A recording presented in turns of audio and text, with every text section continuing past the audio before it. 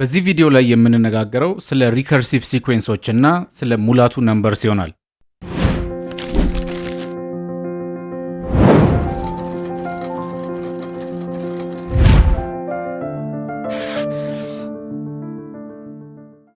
ሪከርሲቭ ሲኩዌንስ የምንላቸው የሲኩዌንስ ተርሞቻቸው እያንዳንዱ አዲስ የሲኩዌንስ ተርም በፊት ከነበሩት የሲኩዌንስ ተርሞች ካልኩሌት ሆኖ የሚገኝ ሲሆን ነው።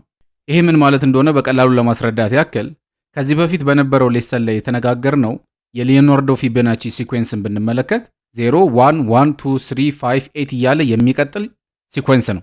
ይሄ ማለት 0 እና 1 የመጀመሪያዎቹ ሲኩዌንሶች ናቸው። 0 እና 1ን ስንደምር 1 እናገኛለን። 1 እና 1ን ስንጀምር ቀጣዩን ተርም 2 እናገኛለን። 1 እና 2ን ስንደምር ቀጣዩን ተርም 3 እናገኛለን። 2 እና 3ን ስንደምር ቀጣዩን ተርም 5 እናገኛለን። 3 እና 5ን ስንደምር ቀጣዩን ተርም 8 እናገኛለን። 5 እና 8ን ስንደምር ቀጣዩን ተርም 13 እናገኛለን። 8 እና 13ን ስንደምር ቀጣዩን ተርም 21 እናገኛለን። እንዲህ እያለን እንቀጥላለን። በዚህ ሁኔታ አዳዲሶቹ ተርሞች በፊት የነበሩትን ተርሞች ካልኩሌት በማድረግ የምናገኘው ከሆነ ያንን ሲኩዌንስ ሪከርሲቭ ሲኩዌንስ እንለዋለን ማለት ነው። ይሄ ማለት በዚህ ኬዝ ላይ የፊቦናቺ ሲኩዌንስ የሪከርሲቭ ሲኩዌንስ አይነት ነው ማለት ነው። ሌላው ከሪከርሲቭ ሲኩዌንሶች መካከል አንዱ የሆነው የሙላቱ ሲኩዌንስ ወይንም የሙላቱ ቁጥሮች ናቸው። ሙላቱ ለማ ኢትዮጵያዊ የሂሳብ ሊቅ ናቸው። በአዲስ አበባ ዩኒቨርሲቲ የመጀመሪያ ዲግሪያቸውንና ሁለተኛውን ዲግሪያቸውን በማቴማቲክስ የሰሩ ሲሆን በአሁኑ ሐዋሳ ዩኒቨርሲቲ ሐዋሳ አግሪካልቸራል ኮሌጅ ለ5 ዓመታት አስተምረዋል። ከዛ በኋላም ወደ አሜሪካን ሀገር በመጓዝ ኦሃዮ በሚገኘው የኬንት ስቴት ዩኒቨርሲቲ በማቴማቲክስ የፒኤችዲ ዲግሪያቸውን አግኝተዋል። በዛው የኬንት ስቴት ዩኒቨርሲቲ ከ30 ዓመታት በላይ ያስተማሩ ሲሆን በዩኒቨርሲቲው በሰሯቸው የማስተማርና የጥናትና ምርምር ስራዎች ከአሜሪካው ፕሬዝዳንት ዶናልድ ጄ ትራምፕ በአሜሪካ ትልቁ የሚባለውን የፕሬዚደንሻል አዋርድ ተሸልመዋል። ይሄ ብቻ አይደለም። የአሜሪካው ኮንግሬሽናል ሪከርድ እንደሚያሳየው ከሆነ ዶክተር ሙላቱ ለማ በጆርጂያ ስቴት ውስጥ ምርጡ ፕሮፌሰር ተብሎ የተመረጡ ሲሆን ከዚህ በተጨማሪም በዛው በጆርጂያ ስቴት በጣም ብዙ አዋርዶችን የተሸለሙ ፕሮፌሰር ናቸው። በዚህ ብቻ አያበቃም። በዓለም አቀፉ የቶፕ ፕሮፌሽናሎች አሶሲዬሽን ደግሞ የዓመቱ ምርጥ ፕሮፌሰር ተብለው ተሸልመዋል። እነዚህ ለምሳሌ ያነሷቸው እንጂ የተሸለሟቸው ሽልማቶች፣ የተሰጧቸው እውቅናዎች እዚህ ዘርዝሬ የምጨርሰው አይደለም። ታዲያ እሳቸው ያገኟቸው ሙላቱ ነምበርስ የሚባሉት ቁጥሮች ምን አይነት ቁጥሮች ናቸው? ሙላቱ ነምበርስ ወይንም የሙላቱ ሲኩዌንስ የምንላቸው 4 1 5 6 11 17 28 እያሉ የሚቀጥሉ ቁጥሮች ናቸው። እንደምትመለከቱት እያንዳንዱ ቁጥር የሚገኘው የመጀመሪያዎቹን ሁለቱን ቁጥሮች በመደመር ነው። በዚህ ሲኩዌንስ ላይ 4 እና 1 ስታርቲንግ ነምበሮች ወይንም ሲኩዌንሳችንን የምንጀምርባቸው ቁጥሮች ናቸው። ሌሎቹን ቁጥሮች የምናገኘው ኤምኤን ኢዝ ኢኳልስ ቱ ኤምኤን ማይነስ 1 ፕላስ ኤምኤን ማይነስ 2 እያደረግን ነው። ይሄ ማለት 4 እና 1ን ስንደምር 5 እናገኛለን። 1 እና 5ን ስንደምር 6 እናገኛለን። 5 እና 6 ስንደምር 11 እናገኛለን። 6 እና 11ን ስንደምር 17 እናገኛለን። 11 እና 17ን ስንደምር 28 እናገኛለን። 17 እና 28ን ስንደምር 45 እናገኛለን። እንዲህ እያለን እየቀጠልን ነው የሙላቱ ነምበርስን የምናገኘው። ይህ የሙላቱ ሲኩዌንስ ስፔሻል እንዲሆን የሚያደርገው ልዩ እንዲሆን የሚያደርገው ከዚህ በፊት ከተገኙት የፊቦናቺ ነምበሮች እና የሉካስ ነምበሮች ጋር ቀጥተኛ ግንኙነት ያለው መሆኑ ነው። የፊቦናቺ ነምበሮች ሐሳባቸው ምን እንደሆነ ከዚህ በፊት በነበረው ሌሰን ላይ ተነጋግረናል። የፊቦናቺ ሲኩዌንስ የምንለው 0 1 1 2 3 5 8 13 21 እያሉ የሚቀጥሉ ሲኩዌንሶችን ነው። በአንጻሩ መጽሐፋችን ላይ የሌለው ሉካስ ነምበርስ የምንላቸው ደግሞ በፈረንሳዊው ማቴማቲሽያን ፍራንሷ ኤድዋ አናቶል ሉካስ ነው። እነዚህ ሉካስ ነምበር የምንላቸው 2 1 3 4 7 11 18 29 እያሉ የሚቀጥሉ ቁጥሮች ናቸው። በነገራችን ላይ የፊቦናቺ ነምበር እና የሉካስ ነምበር እርስ በርሳቸው ሪሌሽን አላቸው። አንድን የሉካስ ነምበር ተርም ማግኘት ከፈለጋችሁ የአንድን ፊቦናቺ ቁጥር ኤፍኤን ላይ አንድ ተርም ወደ ኋላ አንድ ተርም ወደፊት ሄዳችሁ ስትደምሩ የሉካስ ነምበሩን ታገኛላችሁ። ፎርሙላው ይሄ ነው።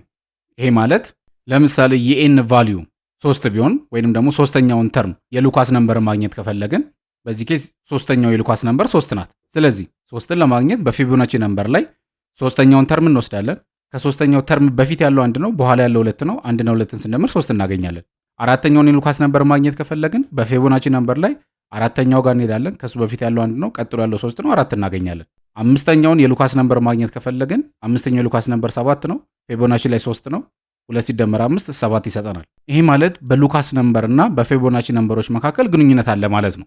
ሙላቱ ነምበር ደግሞ ከሁለቱም ሲኩዌንሶች ጋር ግንኙነት አለው።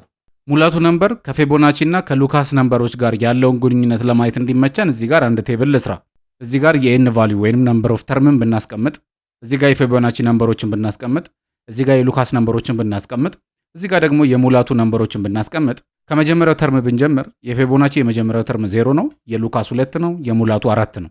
ሁለተኛ ተርም ጋር ስንሄድ የፊቦናቺ 1 ነው፣ የሉካስም 1 ነው፣ የሙላቱም 1 ነው። ሶስተኛ ተርም ጋር ስንሄድ የፊቦናቺ 1 ነው፣ የሉካስ 3 ነው፣ የሙላቱ 5 ነው። አራተኛ ተርም ጋር ስንሄድ የፊቦናቺ 2 ነው፣ የሉካስ 4 ነው፣ የሙላቱ 6 ነው። አምስተኛው ተርም ጋር ስንሄድ የፊቦናቺ 3 ነው፣ የሉካስ 7 ነው፣ የሙላቱ 11 ነው። ስድስተኛው ተርም ጋር ስንሄድ የፊቦናቺ 5 ነው፣ የሉካስ 11 ነው፣ የሙላቱ 17 ነው። እንዲህ እያለ ይቀጥላል። ለጊዜው ግንኙነታቸውን ለማየት እነዚህ በቂ ናቸው። እዚህ ጋር ልብ በሉ 0 እና 1 የፊቦናቺ የመጀመሪያ ቁጥሮች ናቸው። 2 እና 1 የሉካስ መጀመሪያ ቁጥሮች ናቸው። 4 እና 1 የሙላቱ ነምበር መጀመሪያ ቁጥሮች ናቸው።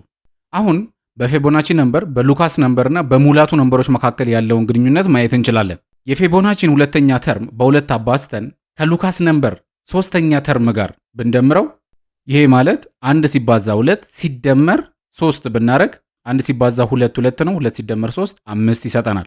አሁንም የፊቦናቺን ሶስተኛ ተርም በ2 ብናባዛው 1 ሲባዛ 2 ነው ሲደመር 4 6 ይሰጠናል። አሁንም የፊቦናቺን አራተኛ ተርም በ2 ብናባዛው 2 ሲባዛ 2 4 ነው ሲደመር 7 11 ይሰጠናል። አሁንም አምስተኛውን የፊቦናቺ ተርም 3ን በ2 ብናባዛ 6 ነው ሲደመር 11 17 ይሰጠናል።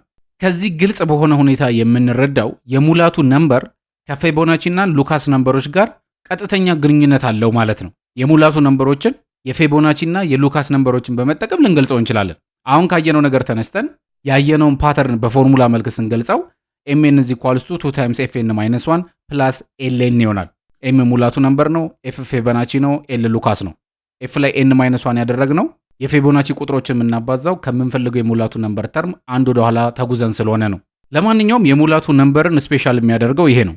እነዚህ ሲኩዌንሶች በተፈጥሮ ውስጥ ያለውን ፓተርን በቀላሉ አንደርስታንድ እንድናደርግ ያግዙናል። ፓተርን ደግሞ ተፈጥሮን የምንረዳበት አንዱ መንገድ ነው። ለምሳሌ ዛሬ ይመሽና ሌሊት ይሆናል፣ ጨለማ ይሆናል። ነገር ግን እኛ ብዙ አንደነግጥም። ምክንያቱም ጨለማው እንደገና እንደሚነጋ ፀሐይ እንደምትመጣ ከዛ ደግሞ እሷ ብጠፋም ደግሞ ጨለማው እንደገና መጥቶ ከዛ ተመልሶ ፀሐይ እንደሚሆን እናውቃለን። ምንም አንደነግጥም። ነገ እንደሚጨልም ነገ እንደሚነጋ ያወቅነው የወደፊቱን ስላየን ሳይሆን ከዚህ በፊት የነበረውን ፓተርን ስለተረዳን ነው። ይሄ ማለት ፓተርንን መረዳት፣ ፓተርንን ማወቅ አንዱ ነገሮችን አንደርስታንድ የምናደርግበት መንገድ ነው ማለት ነው። እነዚህ ሲኩዌንስ ቁጥሮች ደግሞ ፓተርንን እንድንረዳ ያግዙናል። በተለይ ደግሞ ፓተርን በጣም አስፈላጊ የሆነባቸው በኮምፒውተር ሳይንስ ውስጥ የአልጎሪዝም ሐሳቦች፣ የዳታ ስትራክቸር ሐሳቦች፣ ዳይናሚክ ፕሮግራሚንግ ውስጥ እነዚህ ሲኩዌንሶች እጅግ ከፍተኛ የሆነ ጥቅም አላቸው። ሁሉንም የኬጂኤን ኤዱኬሽን ሌክቸር ቪዲዮዎች በሞባይል አፕሊኬሽናችን ላይ ማግኘት የምትችሉ ሲሆን አፕሊኬሽኑን ለማግኘት የጉግል ፕሌይ ስቶርን መጠቀም ትችላላችሁ። ተጨማሪ ትምህርታዊ ሪሶርሶች በቴሌግራም ቻናላችን ላይ ይገኛሉ።